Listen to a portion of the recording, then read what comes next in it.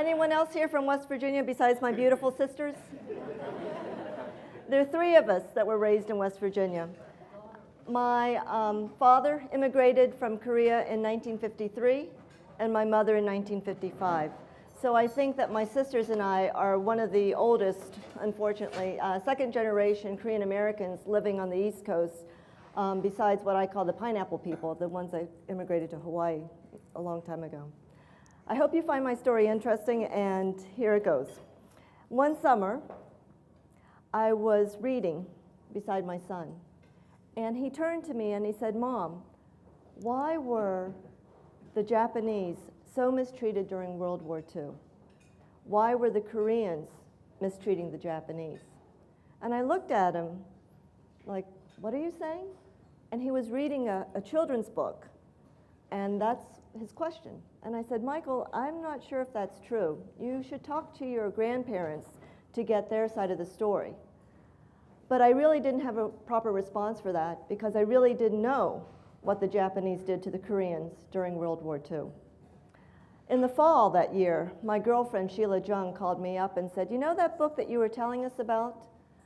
Well, they're teaching it at the middle school, and our sons are going to be reading that, and it portrays the Japanese as the victims of World War II, and the aggressors of the World War II were the Koreans." So we did what most parents could do. We decided that we would read the book.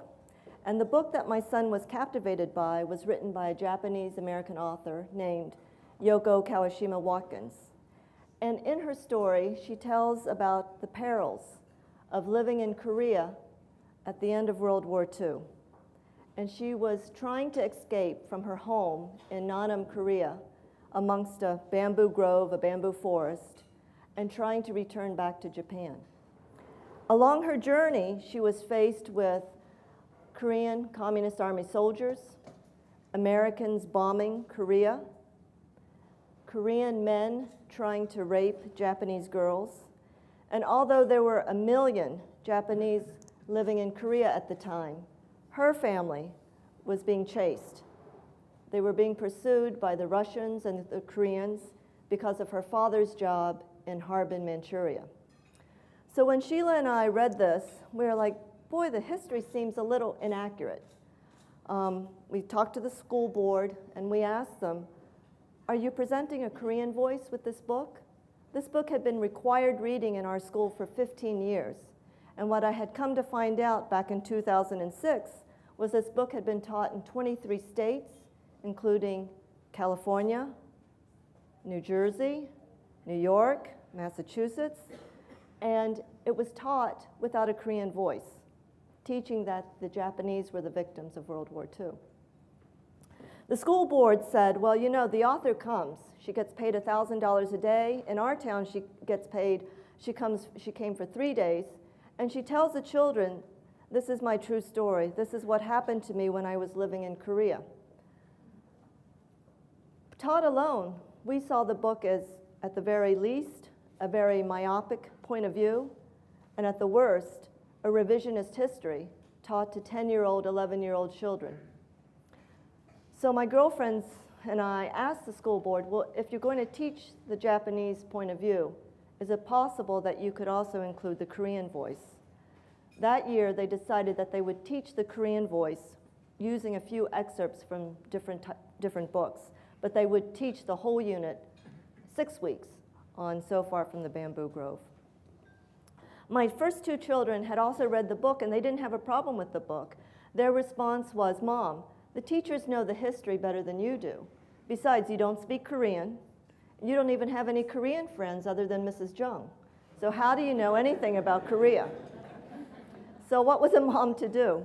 I said, okay, point taken.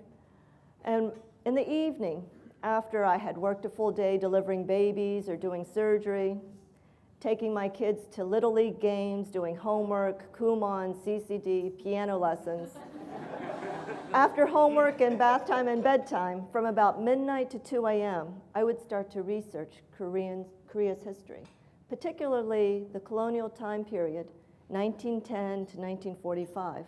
I had never seen anything, academically growing up in West Virginia So I would go through the computer and do Google searches. And I couldn't find anything that was not a college textbook written about Korea's colonial time period, written in English by Korean authors. The books that I read were often written by Japanese scholars, many times non-Koreans, like Edwin Reischauer.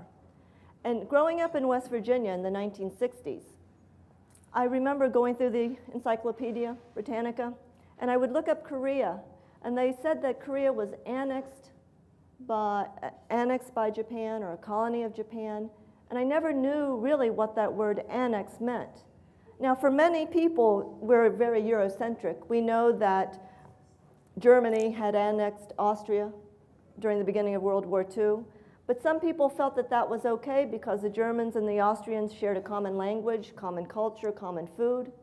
But really, when you talk about Japan annexing Korea, the food's different, the language is different, the culture is different.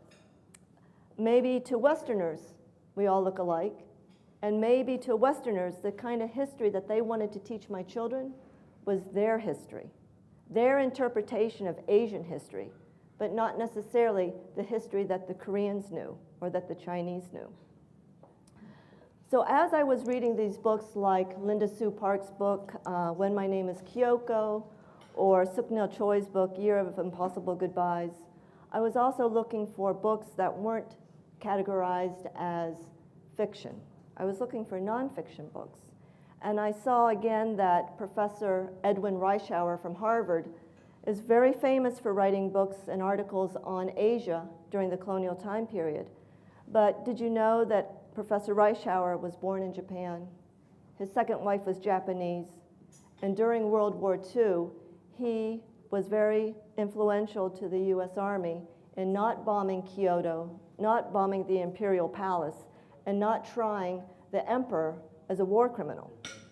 Could it be that this professor is the reason why I was reading that Korea was merely a colony of Japan and not invaded or the subject of a cultural genocide by the Japanese?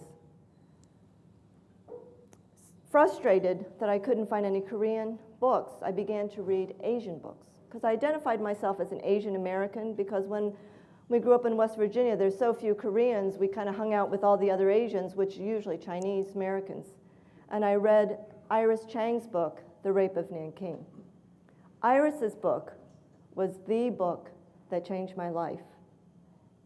Many of us here have a love of reading and books, and sometimes you, whether it was as a young child or maybe as a college student, there must have been a book in your life that made an impact. Iris Chang's book did that to me. How is it that 10 million Chinese died during World War II at the hands of the Japanese, and I had never heard of that? How is it that I knew that 6 million Jews died during the Holocaust, but I had never heard that in December 1937, 300,000 Chinese civilians were killed by the Japanese army in merely 6 weeks? I was very frustrated that I didn't have any resources to hear the Korean voice. So I read James Bradley's book, Flag of Our Fathers and Flyboys.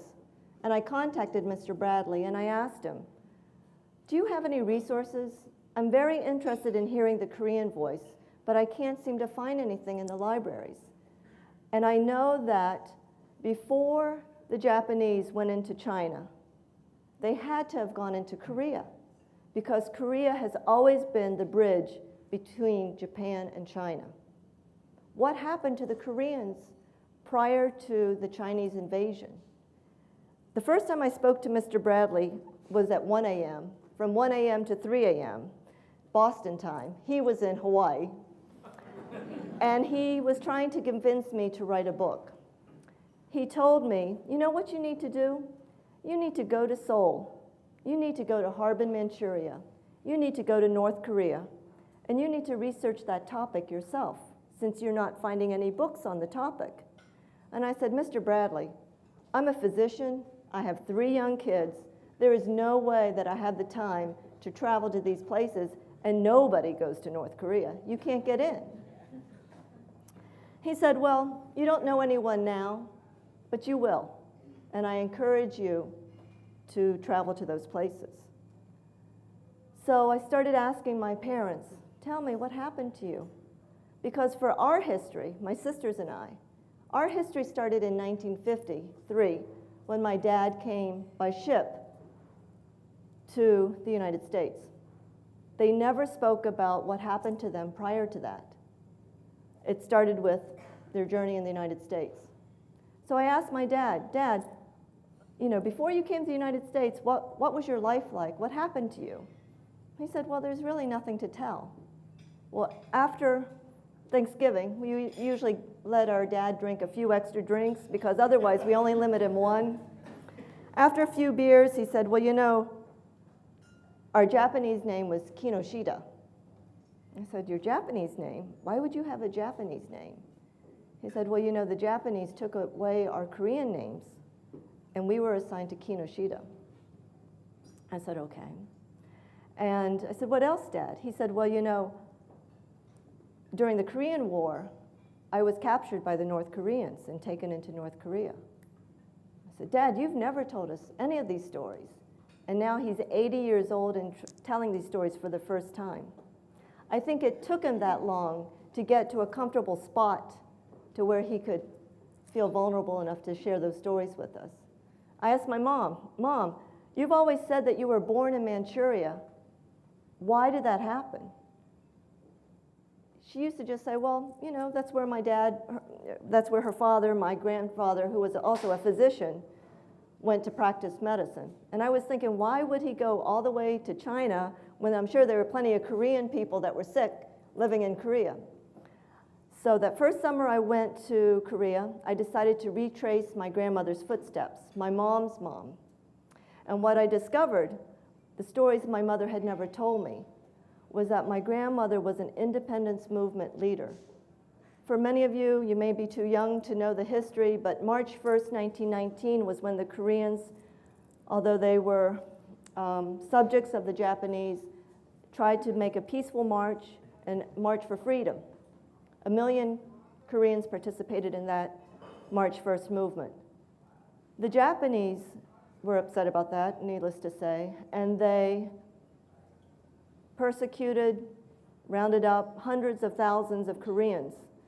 Most of them were men. They only persecuted, imprisoned 220 Korean women, and my grandmother happened to be one of them. She was imprisoned. First place I went to when I went to Seoul was the prison that she was placed in for 9 months with Yu Kwan-soon. Across the hall from her was a heroine that many of you know, a teenage heroine named Yu Kwan-soon.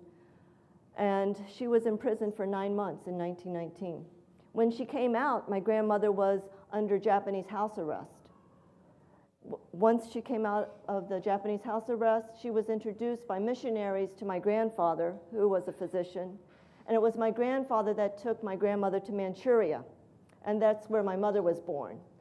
So for all our lives, my sisters and I only knew that my mother was born in Manchuria, but we never knew why. We never knew that it was because her mother had been a rebel or marching for Korea's independence, and because she had been persecuted and imprisoned, that she had to go to Manchuria to seek a better life for her children and to be free. After the World War II was over, August 15th, 1945, Koreans started to come back into Korea as the Japanese left Korea. And that's how my family came back from Manchuria back into Korea from Manchuria. After I went to Sudaemun, I met with the Comfort Women on their weekly protest in front of the Japanese embassy, sat with them, and I was invited to go into the sharing house, their home, and listen to their stories of how they were captured as middle school students and taken to be sex slaves by the Japanese military, something that the Japanese military still deny. And the Comfort Women were most upset by the fact that there's no acknowledgement by the government, that they are not and were not prostitutes, that they were taken as young teenage girls and forced into these military camps. I then traveled to Harbin, Manchuria, where the author says that her father was a high-ranking government official, because I was curious what was so dangerous in Harbin, Manchuria. And what I discovered was shocking. There was a place called Unit 731. The Chinese knew it as the water purification plant, and the Germans knew it as their version, the Japanese version of Auschwitz. Unit 731 in Harbin, Manchuria is where the Japanese doctors and scientists performed human experimentation. They did live dissections on Koreans, Chinese, US POWs to answer questions like, how do you amputate a limb and reattach it? They would amputate limbs from Koreans and Chinese and then try to reattach them and see if they could get them to survive. They were also doing frostbite experiments because they wanted to know if their soldiers were exposed to frostbite, what was the best way to cure frostbite. But they used live subjects, Koreans and Chinese, exposed them to the harsh weather up in Manchuria until the limb was black, and then to see if they could revive that limb. The Koreans know this place as maruta, or logs, because once you amputate the limbs of a Korean person, the torso is about the size of a cord of wood. That's what the Japanese were doing in Harbin, Manchuria. So when I came home, I said to my girlfriends, you know what? I understand why So Far from the Bamboo Grove has been so popular. I understand why this book is taught alone without a Korean voice. It's because there isn't any Korean voice in the education system. We need to start teaching the teachers about Korea. So my girlfriends and I decided that we would teach K through 12 teachers about Korea's history. And not only teach them about Korea's history, we looked into each curriculum, high school level, middle school level, elementary school level, to see where Korea would fit. So at the high school level, it's only social studies because the literature is, language arts are learning things like Shakespeare. And so at the high school level, we learned that we needed to teach the teachers about the Korean War, North Korea, South Korea issues, communism, Cold War. In the middle school, we wanted to introduce Shijo, which is Korean poetry. And at the elementary level, we wanted to be able to do a 4 to 6 week unit on Korea. But the problem is there aren't any materials written about Korea at a third grade level. We need material. So in order for us to do this, I need your help. I need Korean American Stories help. I need material, your stories of immigration, adoption, our life as immigrants, to be recorded so that I can then have video clips or written material for the teachers to use in the classroom. When I came back, we started the workshop where we teach 30 to 35 teachers. And so far, when we poll the teachers, 30% of them are now teaching Korea in their classroom. So that's 1,000 new children a year. And so far, 6,000 children in the Boston area that have learned about Korea, that had never learned about Korea before. And what I also learned is that the United States school system is going towards nationalization, or what we call the Common Core, which means that if you live in California and you move to New Jersey, that you're going to use the same social studies book, the same math book. And I want to get Korea into the Common Core so that every grade level can be exposed to Korea. I know that you think, well, you're uncomfortable, it's too much, you can't really come out of your comfort zone to do something like this. But they're really, the one important thing that you need to know is the absence of fear is not what separates you from me. I was afraid. I was outside of my comfort zone. I faced racism in my town, and my friend Sheila and I said, you know, this is triggering feelings that we felt when we were 10. When you're 10 and you face racism, what does that mean? It means that you're not important. It means that you're invisible. It means that you really aren't that important. But you can't even express that. You don't know that that word is racism. And you come home, and you can't express that to your parents because how do you say, you know, somebody made me feel bad, and I think it's just because I look different. So That is what motivated me. When we were triggered by those old feelings of not feeling important. And what motivated us to start this project was, my children are third-generation Korean Americans. Why are you telling me that they are not important? Their parents were born here. Their grandparents came in the 50s. Why is it that my children, their social welfare is not as important as this Japanese book? I was motivated by fear that my children would face racism, and that would erode their self-confidence and also lead to a lifetime of insecurities. And because of that fear, I had to try. I had to try something. I had to try to make a difference so that they would be protected. And that's how I started this journey. And I hope that you will help me bring Korea into the national education system, into the Common Core. So I'll close by telling a small story, a short story, and it's one of my favorites. In my many journeys, I usually take my children. I've been to Harbin, I've been to Vladivostok, Seoul, we've been to all these hot spots. One summer, Michael, again my youngest, and I were sitting across a breakfast table from Mr. Kim. Now, Mr. Kim had just walked up to our table, knew our names, and he was a high-ranking Pyongyang official because we were having breakfast in North Korea. And he said to Michael, who was a very young teenager at the time, "Michael, what's your impression of North Korea?" I held my breath. Michael smiled, leaned forward, and was very engaging with Mr. Kim. And he said to Mr. Kim, "Mr. Kim, I've traveled all around the world to many different countries, and I have to tell you that North Korea is the most beautiful country I have ever been to, and I'm really hoping I can come back someday." Well, I had never been prouder of Michael. At that moment, he had given an answer that most diplomats would envy.